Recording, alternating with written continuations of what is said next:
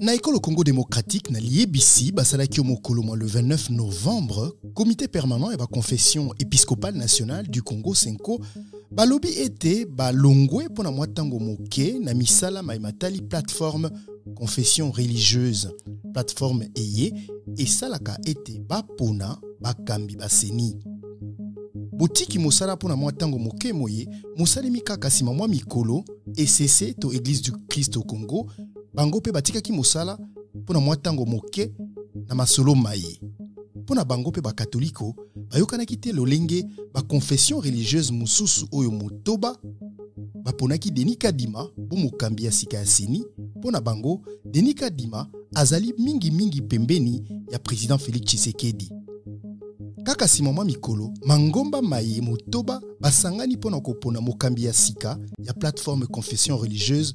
évêque général Dodo Kamba oyo azali président ya ba église des réveils du Congo azali bongo invité na biso mokolo mwa lelo évêque général Dodo Kamba mbote na yo mbote merci mingi lokolo ndimi kosolo na biso lelo uto mokolo mwa lobi mo uti koleka ba ninga na yo ya mangomba ba ponio bo mokambi ya plateforme confession religieuse na ngonga oyo sentiment na ozani ezali sentiment na ngai ezali nkumba ya komema pona mboka na makambo nyonso esengeli kosala mpe mwa kokabo moke pona kotala te bandeko na ngai nazalaki te naza pour l'instant naza na États-Unis aoboye kopona ngai il faut kondima ke bandimi ngai ndenge wana ekamwisi ngai kame bopona mina yo eye na ngonga oyo baninga na bino bozalaki na bango oya ECC na oya Senko bango balobi batiki pona tango moke musala na bango na kati ya plateforme na bino ozomona baike balobi ete yo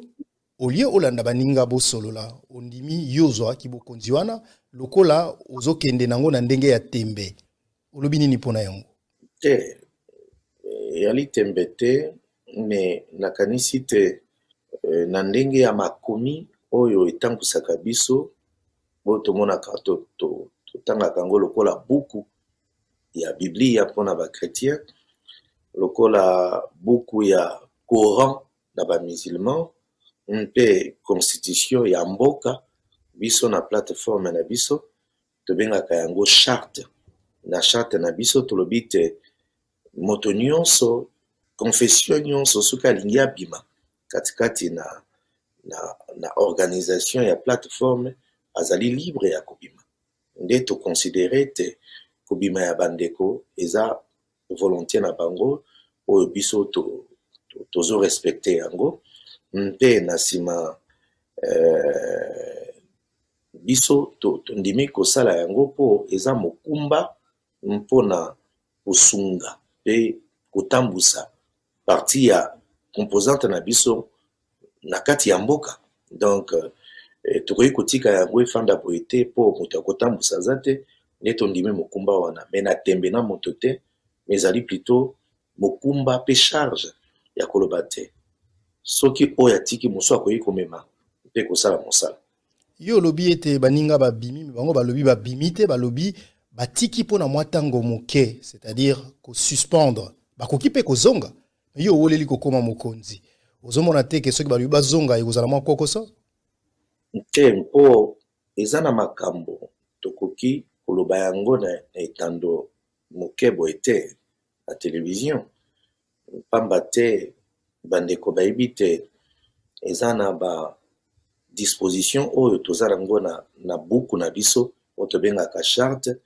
ebongisi te moto aloba te na tiki bongo na koya nsima toza na disposition wana te seule disposition na biso yali te moto obimi otiki moto mosusu azwi na kopesa exemple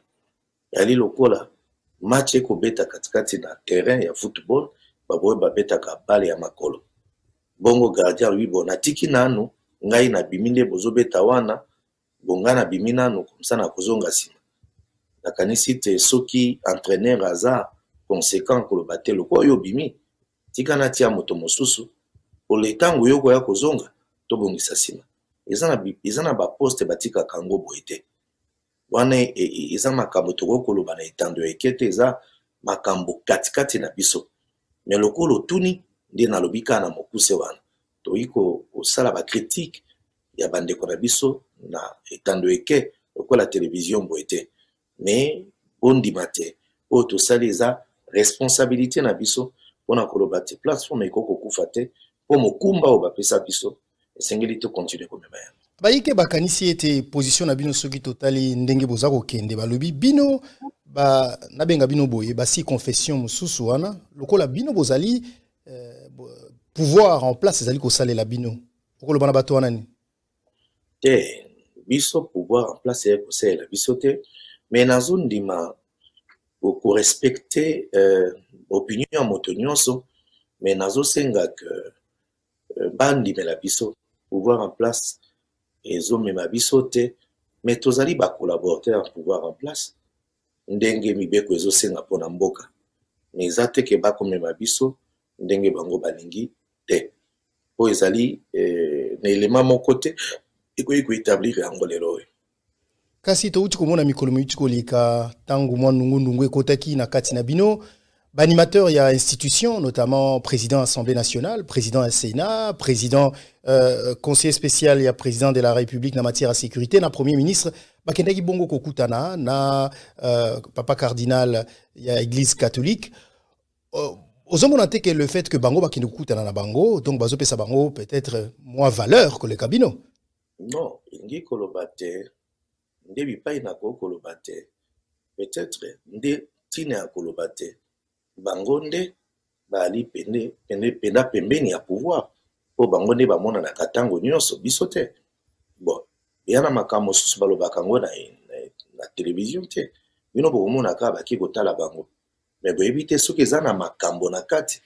oyo bango bakoluka kobongisa na bango. Mais na ndimi te soki ezalaki na makambo etalaki biso ya kobongisa. Elingi pe baluka biso ndenge wana. Mais ce que c'est que bino na bango boza bien. Non, biso na bango toza bien te c'est que makambo ya kosenga ke biso to bongisa. To zongisa na nzela ya te. Po biso to tikali na mibeko pe to sali mosala na biso convenablement. Par contre, na o etali biso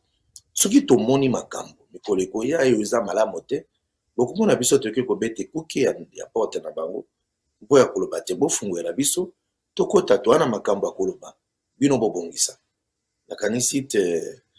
nde bongo tokomona makambo. Kasi soki tomoni makambo ndenge ezali kokende lelo ozwi bokonzi okomi président ya plateforme et ya confession religieuse, est-ce que ozwi bokonzi yango na ndenge ya tembe ou bien olobi nazwi bokonzi baninga balobi batiki musala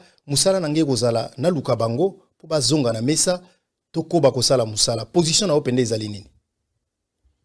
Eza solo ya koluka bango mpo tokoba kotambola ensemble me likambo ya tembe yali te po